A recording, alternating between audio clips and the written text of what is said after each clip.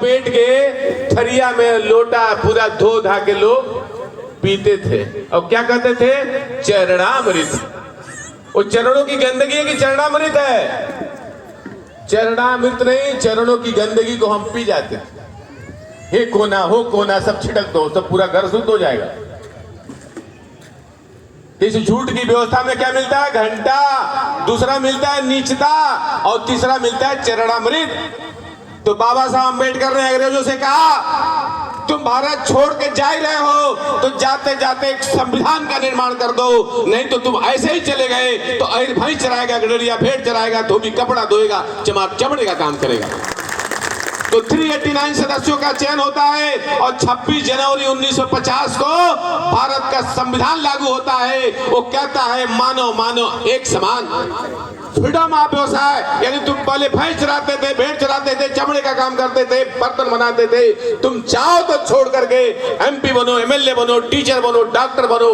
तो बताइए हमको मनुस्मृति वाला संविधान चाहिए, हिंदू धर्म का संविधान चाहिए या बाबा साहब अम्बेडकर द्वारा बनाया हुआ संविधान चाहिए? कितने लोग तैयार है? हाथ खड़ा करके बताइए। इसी संविधान से शादी करके आप अपने बच्चों की शादी कर लीजिए, गृह प्रवेश कर लीजिए, कोई मर गया संविधान शपथ पढ़ दीजिए, हो जाएगा। पंडित रात भर जगाता है, मंत्र संस्कृत पढ़ता है, अब पैसा हिंदी मांगता है।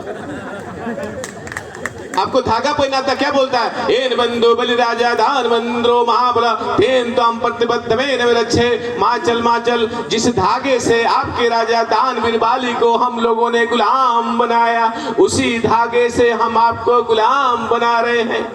माचल मत, हिल्ला मत, हिल्ला मत, गुलामी में पड़े रहो। अहिर हो तो भाई चला के दूध के पहुंचाओ और कोई काम मत करो, नहीं तो ब्रह्मा जी नाराज हो जाएंगे।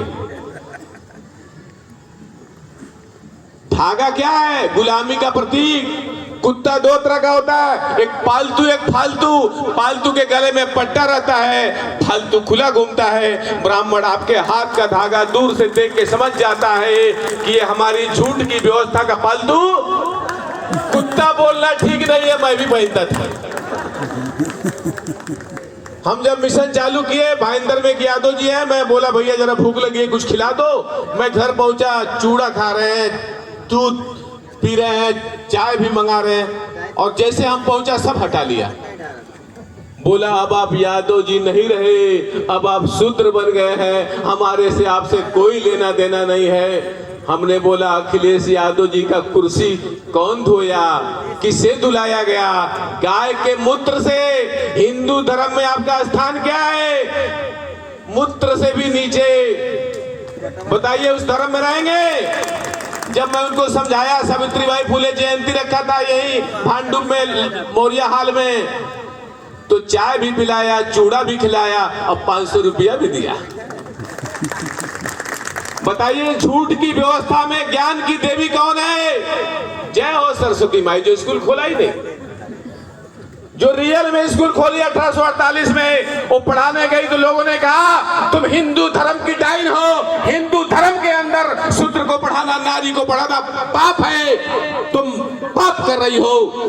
उसने बोला मैं पाप करूंगी, मुझे घर से निकाल दिया जाए। वो घर से निकल जाती है। उसके बाद महाराष्ट्र के लोग को मालूम है, डग्गर मारते, डग्गर यानी पत्थर से मारते हैं। एक झोला में एक्स्ट्रा साड़ी लेके जाती है, लोग गोबर फेंकते हैं, साड़ी खराब हो जाती है, स्कूल में जाकर साड़ी बदलती है, उसके बाद जाकर के आज की महिलाएं पढ़ पाई हैं, लिख पाई हैं, उसके बाद बाबा साहब अम्बेडकर बन पाए हैं, उसके बाद भारत का संविधान बनता है। तो बताइए शिक्षा की देवी कौन हुई? सरस्वती हुई या सच की व्यवस्था में सावित्रीबाई फुले हुई? सावित्रीबाई फुले की जयंती 3 जनवरी को आप लोग मनाएंगे कि नहीं मनाएंगे? अगर 85% के लोग सावित्रीबाई फुले की जयंती मनाएंगे तो ब्राह्मण का एंटीना खड़ा रहेगा या टेढ़ा हो जाएगा? उसका एंटीना खड़ा करना है या टेढ़ा करना है? अगर हम ब्रह्मा के पैर से निकले हुए लोग हैं तो मैं इस मंच से ऐलान करता हूं, उस ब्रह्मा का पैर को मैं अलग करता हूं, ब्रह्मा को मैं लूला बनाता हूं। हमारा मिशन है ब्रह्मा को लूला बना दिया जाए। देखता हूं कितने दिन चलता है। हमारे लोग ये मोर्चा वो मोर्चा, अरे कुछ नहीं, ब्रह्मा को पहले लूला करो। आपके घर में भगवान है, मत हटाओ। मैं तो कहता हूं महापुरुष लाइए। मैं तो कहता हूं आपके घर में भगवान है, रहने दीजिए। इस महापुरुष को घर में बगल में लगा दीजिए। दोनों भगवानों में झगड़ा होने दीजिए। जो भगवान असली रहेगा वो रह जाएगा, और नकली। कितने लोग तैयार है एक कैलेंडर ले जाने के लिए? कोई पैसा नहीं देगा, चलेगा। मैं रेलवे की नौकरी छोड़ करके सारा पेंशन इस कैलेंडर में लगा दूंगा। सारे लोग फ्री में लेके जाओ। पैसा देना हो 20-50 कोई दाम नहीं है। 50-100 रुपया देंगे आप लोग, पूरे 100 करोड़